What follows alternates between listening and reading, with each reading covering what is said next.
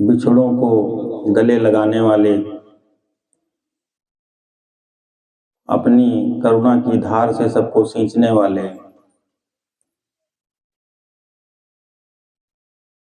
समस्त जीवों के उद्धार के लिए शरीर में प्रकट होकर सबको उपदेश देने वाले, सच्चे रास्ते पर ले जाने वाले, सच्ची राह बता करके अर्थ, धर्म और काम तथा मोक्ष देने वाले परम पूज्य प्रभु हमारे गुरुदेव जो यहाँ मंच पर बीच में बैठे हुए हैं, उनके चरणों में सादर नमन करते हुए,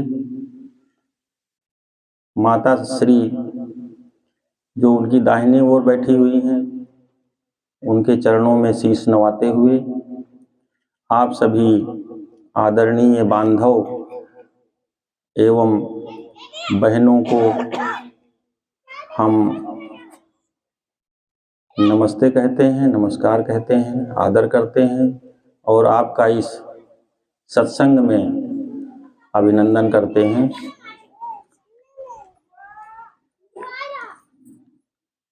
सबसे पहले आज जो है, पहले ही निर्देश आपको दे दें हम थोड़ा सा।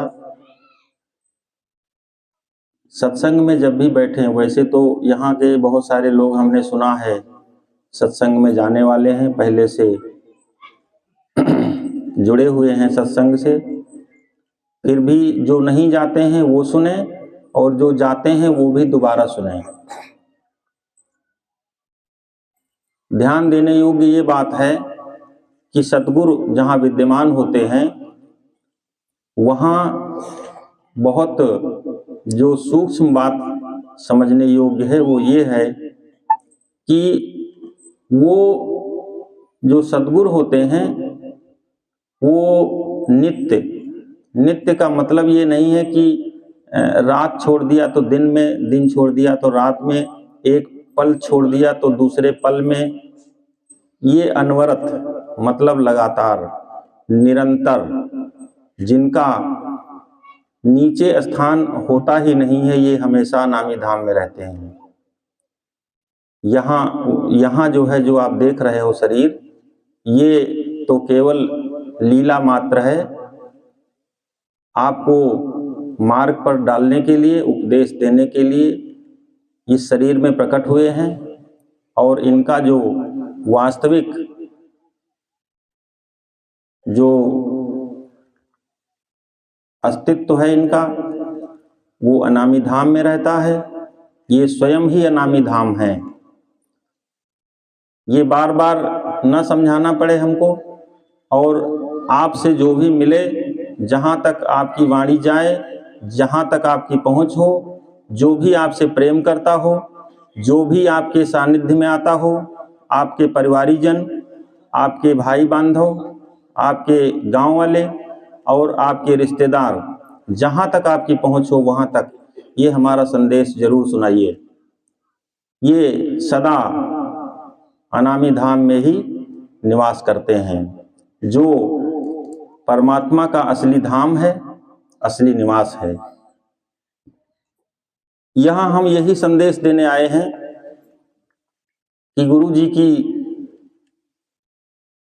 जो वाणी है, गुरु जी का जो स्थूल शरीर दिखाई पड़ता है, और गुरु जी के शरीर से और नेत्रों से जो धारा बहती है, जो विद्युत तरंगें बहती हैं, जो करुणा की प्रवाह निकलती है, वही आपके कष्टों का शमन करने वाली है, वही जन्म जन्मांतर के ताप और दोषों को धोने वाली है। ये ऐसा साबुन है, ये नाम का साबुन है। ये जो तरंगें निकलती हैं, ये वहीं से आती हैं जहाँ पर प्रभु का धाम है। वहाँ से निकल करके ये आप तक पहुँचती हैं। जैसे सूरज निकलने पर जाड़ा अपने आप छूट जाता है, कितनी भी ठंड लग रही हो आपको, और उसके बाद धूप निकल आए तो आप थोड़ी देर उसमें बैठ जाइए धूप में, तो जाड़ा अपने आप छूट जाता है। वैसे ही जैसे आप गुरु के समक्ष बैठते हैं तो उनके जो शरीर से, आंखों से प्रेम की, करुणा की, दया की जो धारा बहती है, जो तरंगे बहती हैं, जो विद्युत निकलती है, जो रेडिएशन निकलती है, जो ऊर्जा निकलती है, उसी से आपके जन्म जन्मांतर के ताप और संताप खत्म होते हैं। तो ये तो रहा निर्देश।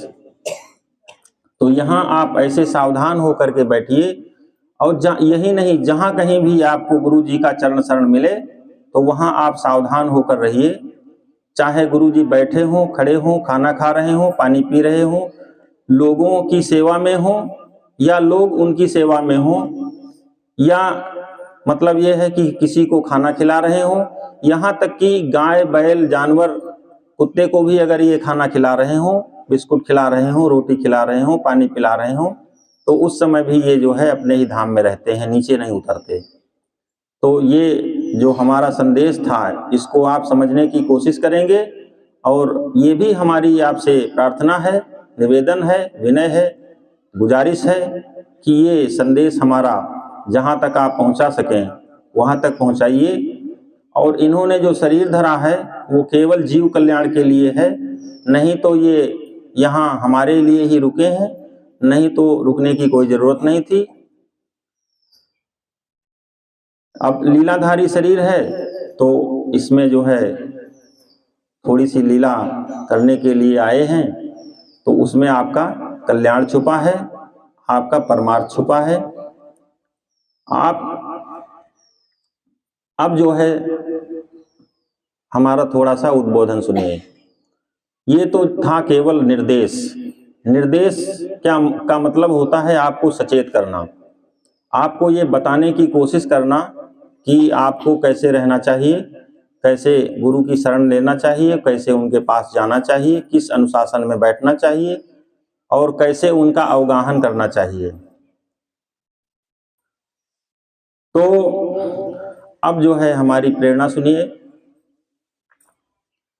देखिए, ये जगत जो है जहां आप रह रहे हैं, ये हमारा निज धाम नहीं है। यहाँ हम काल की प्रेरणा से भेजे गए हैं और काल का देश है। यहाँ हम सोचते हैं कि हमें कुछ करने से सुख मिल जाएगा। यहाँ जितने भी काम हैं वो सब माया जनित काम हैं, माया के ही कृत्य हैं। ये शरीर भी माया का है, संसार भी माया का है।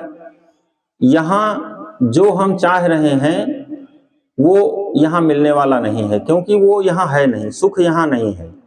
जिसकी खोज में हम सदैव लगे रहते हैं, जिस लालच में हम पड़े हुए हैं कि ये काम करने से ये हो जाएगा, ये काम करने से ये हो जाएगा, पूजा करने से ये हो जाएगा, भजन करने से ये हो जाएगा, कीर्तन करने से ये हो जाएगा, तीर्थ, जप, तप, व्रत, ये सब जो हम तृष्णा में लगे रहते हैं, इधर से उधर भागदौड़ हमारी लगी रहती है, तो उससे कुछ भी मिलने वाला नहीं है। गो गोचर जहाँ लग मन जाई, सो सब माया जाने भाई। ये जितने काम हैं ये सब मन से होते हैं, और मन जो है 3 लोक का पसारा है। 3 लोकों में मन की ही रचना है, मन ही काल है। इसलिए मन से जितना काम किया जाएगा वो झूठा होगा, वो सच्चा नहीं होगा, वो स्वप्न जनित होगा, क्योंकि मन ही जो है स्वप्न जनित है। स्वप्न में किया हुआ काम, जैसे स्वप्न में आप रोटी खा लें, खाना खा लें, तो उससे पेट नहीं भरता। स्वप्न में आप दौड़ लगा रहे हैं, भाग रहे हैं, और आपके पीछे कुत्ता लगा है, भेड़िया लगा है, चोर लगा है, डाकू लगा है, तो उससे आप बचेंगे नहीं। सपने में आप गिरेंगे, सपने में आप जो कुछ भी करेंगे वो सही नहीं होगा, वो सत्य नहीं होगा। जागने पर सपना तिरोहित हो जाता है। मानस में चौपाई में लिखा है, जो सपने सिर काटे कोई, बिन जागे न दूर दुख होई, और जागे जथा सकल भ्रम जाई। जैसे जागने पर सुषुप्तावस्था में जितने काम किए जाते हैं वो सारे तिरोहित हो जाते हैं, वो पता ही नहीं होता वो थे भी कि नहीं हो।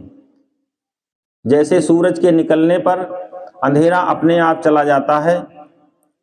अब आपसे पूछा जाए अंधेरा कहाँ से आया था तो नहीं बता पाएंगे आप, और सूरज के निकलने पर अंधेरा कहाँ चला गया ये भी आप नहीं बता पाएंगे, क्योंकि वो जो है काल्पनिक था, सूरज के ना होने पर था, और सूरज आ गया तो वो चला गया। ऐसे ही जहाँ प्रभु होते हैं हमारे, वहाँ पर मोह जनित संशय और मोह जनित भ्रम और मोह जनित दुख जो है वो निवास नहीं करते, वो तिरोहित हो जाते हैं, समाप्त हो जाते हैं। समाप्त क्या, उसे समाप्त कहना तो ठीक नहीं होता है, लेकिन अब शब्द कौन सा लाया जाए, वहाँ कोई भाषा तो है नहीं, तो इसलिए जो है यही कह दिया गया कि गीता में कृष्ण कहते हैं जिसे मैं अपना बनाता हूँ उसका संसार हर लेता हूँ। तो संसार हरण करने का मतलब ये नहीं है कि आपके बाल बच्चे, गाय बैल भैंस, मकान, खेत खलिहान, दुकान दफ्तर छीन लेंगे। ये सब जो समझ नहीं पा रहे थे बात को, गीता के शब्दों को पकड़ नहीं पा रहे थे, उन्होंने कह दिया कि जिसको भगवान अपना बना लेते हैं उसे फिर उसका संसार ही खत्म कर देते हैं। संसार का मतलब तो हम ये जानते हैं कि हमारे बाल बच्चे, हमारा घर परिवार, हमारा मकान, दुकान, दफ्तर, खेत खलिहान, यही हमारा संसार है। तो संसार ही छीन लेंगे तो ऐसे भगवान को भजने से क्या फायदा है। तो बात ये नहीं है, संसार हरण कर लेने का मतलब ये है मेरे बांधव बच्चियों, संसार का अर्थ है भव। भव का मतलब है कल्पना, और कल्पना का मतलब है स्वप्न। स्वप्न जनित जितना दोष है वो सब हरण हो जाता है।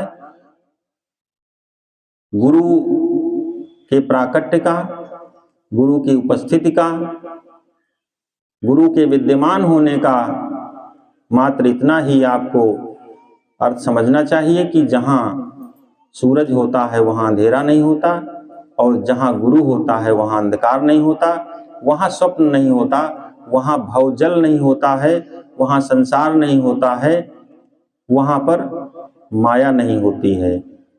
माया का मतलब ये हमें आपको आज तक पढ़ाया गया है कि यही सब माया है, घर परिवार बाल बच्चे जो है ये सब माया। ये सब माया नहीं है। माया हमारे मन में जो भ्रांति है वो माया है। भ्रांति क्या है, हम आपको दो चार बातें बताएं, उसके बाद समय ज़्यादा नहीं हम लेंगे ताकि सत्संग आपको मिल सके। और सत्संग के बारे में हमने आपको बता दिया पहले ही। सत्संग का मतलब होता है सत्य का साथ, और सत्य केवल परमात्मा है जो तीन लोकों में ना हो करके वो केवल अपने धाम में, अचल धाम में, अनामी धाम में सदा निवास करता है, और वही गुरु के रूप में यहाँ आपके उपस्थित हैं। तो वो समय आपको ज़्यादा मिल सके, इसलिए हम अपनी बात बहुत लंबी ना कह करके थोड़े में ही, थोड़े महु सब कहाँ बुझाई। आपको ध्यान क्या रखना है ये मैं आपको बता देता हूँ। जब कोई हमें पहली बार मिलता है तो उसे हम ये बातें बताते हैं, 5 बातें। 5 बातें केवल सावधानी की हैं, वो रहने की हैं। और मेरे ये 5 बातें बताने के बाद माताजी आपको परम वाणी सुनाएंगी, और उसके बाद गुरुजी सत्संग देंगे। तो सत्संग के प्रभाव को हमने थोड़ा बताया, और थोड़ा जो है मानस से बता देते हैं। रामचरितमानस आपने सुनी सुनाई पढ़ी होगी। सत्संगति मुद मंगल मूला, सब साधन सब सिद्ध सब फूला, सठ सुधरई सत्संगति पाई, पारस परस कुधात सुहाई। सत्संगत दुर्लभ संसारा, निमिख दंड भर एकहु बारा।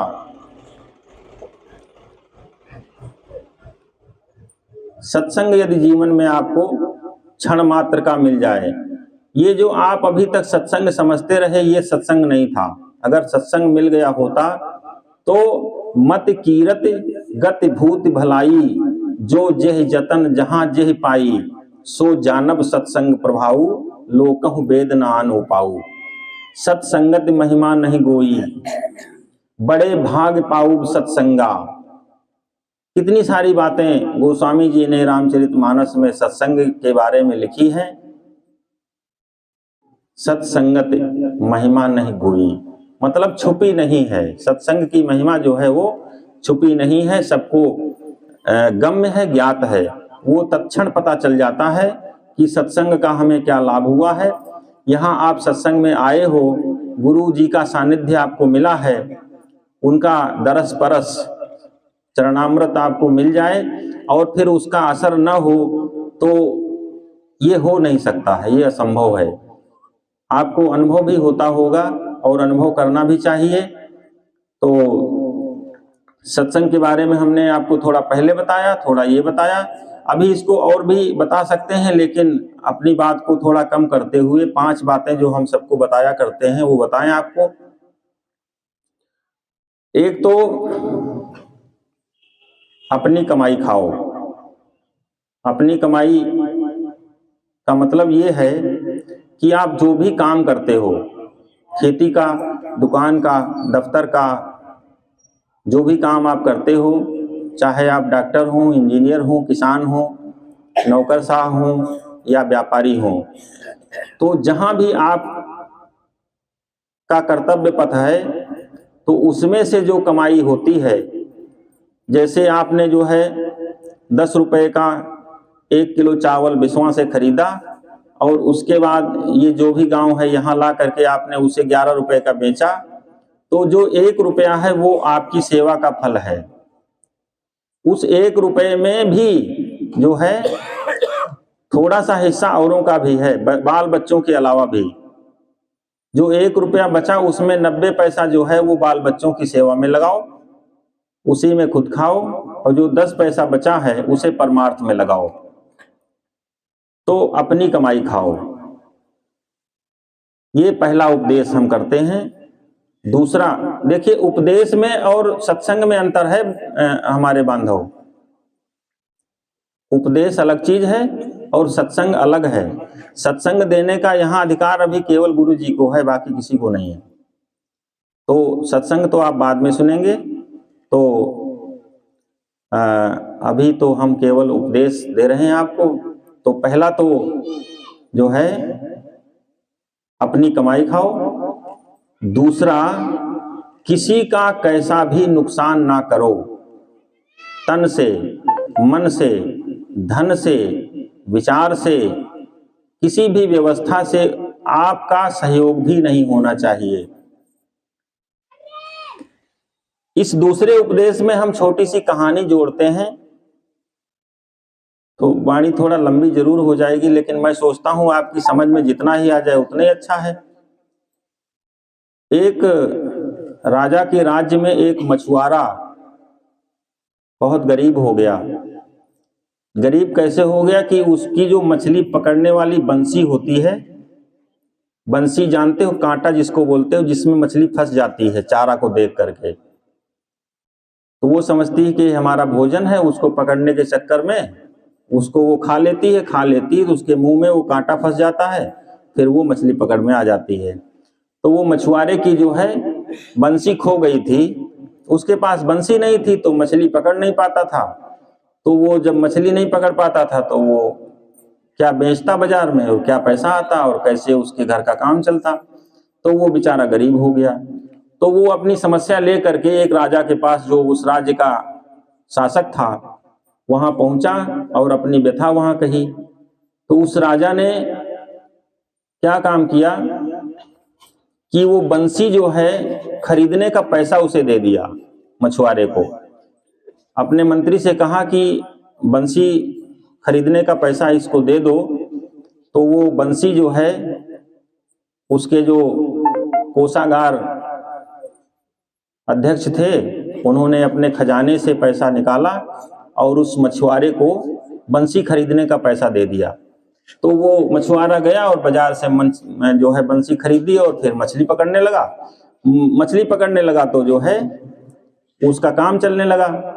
फिर उसके बाद उस राजा की जब मृत्यु हुई तो जब यमलोक पहुंचा और यमराज वहां न्याय करने के लिए बैठे, तो उन्होंने अपने मंत्री से पूछा कि बताइए इनके भाग्य में क्या लिखा है, स्वर्ग लिखा है कि नरक लिखा है कि क्या लिखा है। तो वहाँ जब वहाँ की जो व्यवस्था थी उसके अनुसार उनका जब फल देखा गया तो उसमें उनके कर्म फल में लिखा था कि महाघोर नरक लिखा है।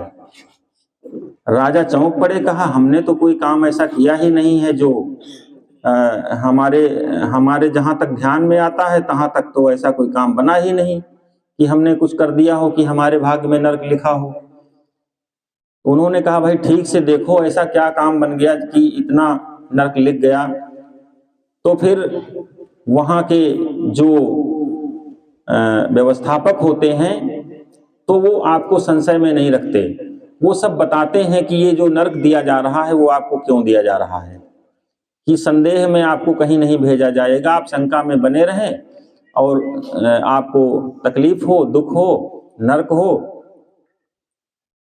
उन्होंने बताया कि आपने एक बंसी खरीद करके एक मछुआरे को दी थी, उस बंसी की वजह से इतनी मछलियों की हत्या हुई और उन सारी जो है हत्याओं का फल तुम्हें मिलेगा क्योंकि उस बंसी को आपने खरीदा था। अब बताइए कि एक छोटा सा काम जिसको राजा समझ नहीं पाया और उसके फल स्वरूप उसे घनघोर नरक की यातना भोगनी पड़ी। तो अब आप समझिए कि ये दूसरा जो उपदेश हम कह रहे हैं कि ऐसा आपको क्यों करना है। आपको अपने किसी भी कर्म से, चाहे वो तन से हो, चाहे मन से हो, चाहे धन से हो, आपको कोई ऐसा कर्म नहीं करना है जिससे आपके भाग्य में ऐसा कुछ लिख जाए जो आपके भोगे ना चुके। तीसरा उपदेश हम क्या करते हैं, ये दो बातें समझ में आई हो तो और आगे बताएं, नहीं तो रोकें। तो तीसरा उपदेश हम ये करते हैं कि अपनी कमाई से कुछ हिस्सा परमार्थ में लगाइए, दूसरों का भी इसमें हिस्सा है। इसमें दरवाजे पर बंधी गाय का भी हिस्सा है, दरवाजे पर बैठे कुत्ते का भी हिस्सा है, चिड़िया का भी हिस्सा है, आए गए मेहमान का भी हिस्सा है और जितने भी बंधु बांधव और रिश्तेदार हैं इन सब का हिस्सा है। तो उसमें से कुछ जो भी आप बचा सकते हैं, शक्ति से अपनी, सामर्थ्य से अपनी, श्रद्धा से अपनी, उतना आप जो है परमार्थ में लगाइए। चौथी बात जो हम बताते हैं वो ये बताते हैं कि ये जो मानव तन मिला है, ये मनुष्य मंदिर जो मिला है आपको, ये बड़ी कृपा से मिला है, इस पर कोई अधिकार नहीं था। रामचरितमानस में कहा गया है, कबहु करि करुणा नर देहि, देत ईस बिनु हेत स्नेहि। तो ये करुणा करके, कृपा करके, दया करके आपको भगवान ने दिया है। मनुष्य शरीर जो है बड़ा अमोलक है और इससे आप वो सब कर सकते हैं जो करने के लिए इसे आपको दिया गया है। तो इस मनुष्य मंदिर में बैठ करके अपने परम धाम जाने का मार्ग खोज लीजिए, सतगुरु खोज लीजिए और सतगुरु से नाम लेकर के, जिस नाम के बारे में रामचरितमानस में लिखा है कि नाम लेत भवसिंधु सुखाही, करहु विचार सुजन मन माही। जो नाम लेने मात्र से ही भवसागर सूख जाता है। तो देखिए, भवसागर के बारे में भी बता दिया और कर्म के बारे में भी बता दिया। तो जितना पिछला जो था वो सारा एक जैसा जो है समझाते हुए कहाँ तक ले आए आपको हम चौथे उपदेश में, कि आप नाम की तलाश करिए। कौन सा नाम है जिसको लेने ही मात्र से जो है भवसागर खत्म हो जाता है, भवबंधन छूट जाते हैं, आपका मोक्ष और निर्वाण हो जाता है। जब सच्चे गुरु मिल जाएंगे, तो सच्चे गुरु इन तीन लोक में तो हैं नहीं। वो शंकर जी का नाम बताने वाले, वो विष्णु भगवान का नाम बताने वाले, वो दुर्गा गायत्री का नाम बताने वाले, वो तीर्थाटन व्रत यज्ञ जप तप पूजा कराने वाले, वो जो है जादू टोना कराने वाले, ये सब जो तमाम कुछ कराने वाले हैं, ये सब तीन लोक की जो है व्यवस्था है और उसमें तमाम धर्म कर्म हैं। तो धर्म कर्म की इस मार्ग में कोई आवश्यकता नहीं है।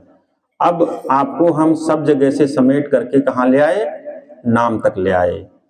तो सच्चे गुरु की तलाश करके जिनके पास नाम है वही आपको नामदान दे सकते हैं, बाकी 3 लोक के मालिक आपको नामदान नहीं दे सकते। तो संत सतगुरु खोजिए, खोज करके उनके सानिध्य में जाइए, उनसे प्रेम करिए और उनकी दया होगी, उनकी मेहर होगी, उनको करुणा आएगी तो वो आपको नामदान करेंगे। नामदान से बड़ा कोई दान नहीं है, ये आत्मधन का दान है।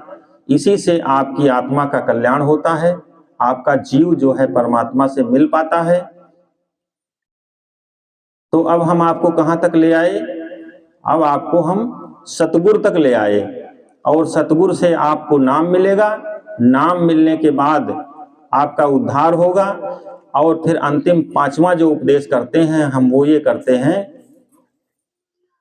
कि अगर आपको नाम मिल जाए और आपकी आत्मा जागृत हो जाए, आपका उद्धार हो जाए, तो फिर परमार्थ का काम ये है कि आप गुरु का सहयोग करिए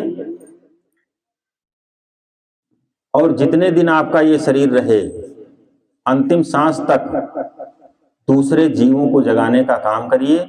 यही हमारी आपसे प्रार्थना है, यही निवेदन है, यही विनय है। और इसके बाद मैं अपनी वाणी को विराम देता हूँ। सभी प्रेमी बांधवों को, बहनों को राधा स्वामी, बच्चों को भी गुरु का आशीष मिले और यही कहते हुए माता जी आपको संदेश सुनाएंगी और उसके बाद गुरु जी का सत्संग।